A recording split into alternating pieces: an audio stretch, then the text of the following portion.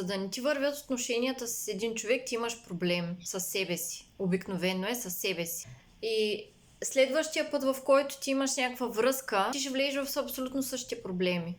И следващия, и ще се завъртиш в един цикъл и още взето, като станеш на 50-60 години, ще се обърнеш назад, ти ще имаш едни деца, примерно от различни бащи, ще си сам, или ще си във връзка, която също не харесваш. И ще си прецакан от друга гледна точка, че първо едното нещо, което той също казва, че е така и то наистина е така, ти ще си по-беден.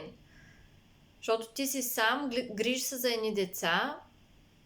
По същия начин са прецакани и мъжете.